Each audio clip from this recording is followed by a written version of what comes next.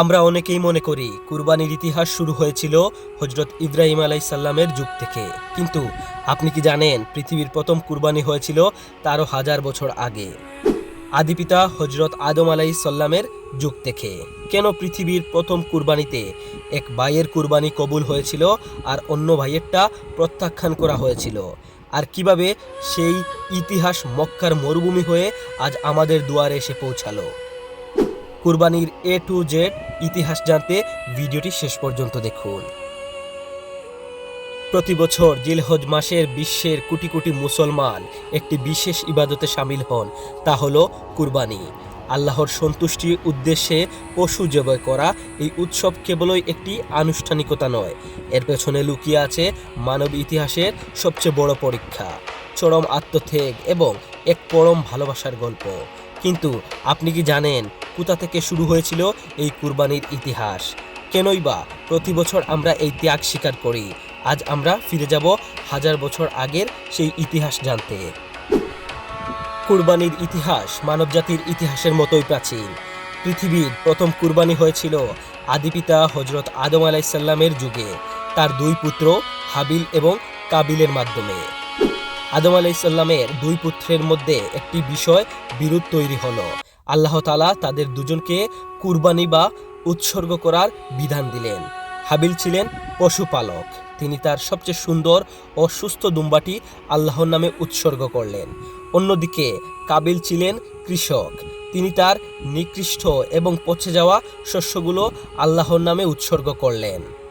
আল্লাহ তাআলা হাবিলের কুরবানি কবুল করলেন, কারণ তার নিয়ত ছিল খাঁটি, আর কাবিলের কুরবানি তিনি প্রত্যাখ্যান করা হলো, কারণ তার মধ্যে ছিল অহংকার এবং লোক দেখানোর মানসিকতা। পবিত্র কুরআনের সূরা আল মাইদায় এই ঘটনা উল্লেখ আছে। এখান থেকেই মানুষ প্রথম শিক্ষা পায়, আল্লাহর দরবারে কুরবানির রক্ত বা মাংস পৌঁছায় না, পৌঁছায় মানুষের অন্তরের তাকওয়া বা ক্ষুধাবৃত্তি। তবে আজ আমরা যে নিয়মে কুরবানি করি তার ভিত্তি স্থাপিত হয়েছিল আজ থেকে প্রায় 4000 বছর আগে আল্লাহর প্রিয় নবী হযরত ইব্রাহিম আলাইহিসসালামের মাধ্যমে, যাকে বলা হয় আবুল আম্বিয়া বা নবীদের পিতা। দীর্ঘ বছর পর কোনো সন্তান না থাকার পর বৃদ্ধ বয়সে হযরত ইব্রাহিম আলাইহিসসালামের ঘরে জন্ম নেন এক ফুটফুটে সন্তান, হযরত ইসমাইল আলাইহিসসালাম। মরুভূমির থপথপ আলুর বুকে এই সন্তানকে ঘিরে উঠে পিতার এক বুক ভালোবাসা। কিন্তু আল্লাহর প্রিয় বন্ধু খলিলুল্লাহর জন্য অপেক্ষা করছিল এক কঠিন পরীক্ষা। ইসমাইল আলাইহিসসালাম যখন কিশোর, তখন ইব্রাহিম আলাইহিসসালাম স্বপ্নে দেখলেন আল্লাহ তাআলা তাকে তার সবচেয়ে প্রিয় বস্তু কুরবানি করার নির্দেশ দিচ্ছেন। পরপর 3 রাত তিনি একই স্বপ্ন দেখলেন। ইব্রাহিম আলাইহিসসালাম বুঝতে পারলেন তার সবচেয়ে প্রিয় বস্তু আর কেউ নয়, তার কলিজার টুকরা সন্তান ইসমাইল। তিনি এই স্বপ্নের কথা কিশোর পুত্র ইসমাইলকে জানালেন। একজন সাধারণ সন্তান হলে ভয়ে হয়তো পালিয়ে যেত, কিন্তু ইসমাইল আলাইহিসসালাম ছিলেন একনিষ্ঠ বান্দা। তিনি পিতাকে বললেন, আব্বাজান, আপনাকে যা আদেশ করা হয়েছে আপনি তাই করুন। আল্লাহর ইচ্ছায় আপনি আমাকে ধৈর্যশীলদের অন্তর্ভুক্ত পাবেন। মিনার প্রান্তরে পিতা যখন পুত্রের গলায় ছুরি চালাতে উদ্যত হলেন, শয়তান তখন বারবার তাদের মনে কুপ্ররোচনা দেওয়ার চেষ্টা করছিল, কিন্তু পিতা পুত্র পাথর ছুঁড়ে শয়তানকে থাড়িয়ে দিলেন, যা আজও হাজিরা জামারাত বা শয়তানকে পাথর মারার মাধ্যমে স্মরণ করেন। পরম ভালোবাসার উপর আল্লাহর প্রতি আনুগত্য জয়ী হলো।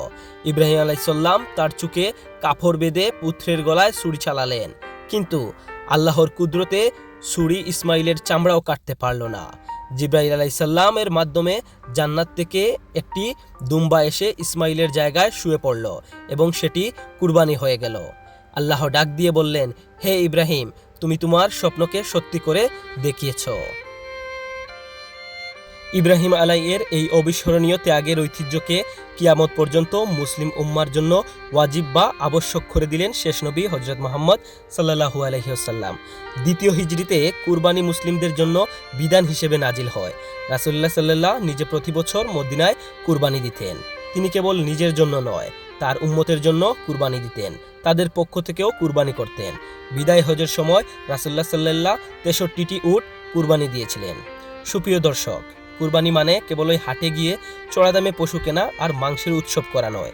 কুরবানির আসল শিক্ষা হলো আল্লাহর জন্য নিজের বেথরের অহংকার, স্বার্থপরতা আর পশুবৃত্তিকে জবে করা। হযরত ইব্রাহিম আলাই যেমন তার সবচেয়ে প্রিয় বস্তুকে আল্লাহর রাস্তায় উৎসর্গ করেছিলেন, তেমনি আমাদেরও উচিত আমাদের অহংকার বিলিয়ে দেওয়া, সমাজের গরিব এবং এতিমদের পাশে দাঁড়ানো। ভিডিওটা ভালো লাগলে অবশ্যই শেয়ার করবেন, চ্যানেলে নতুন হলে চ্যানেলটা সাবস্ক্রাইব করে দিবেন। দেখা হচ্ছে নতুন কোনো ভিডিওতে।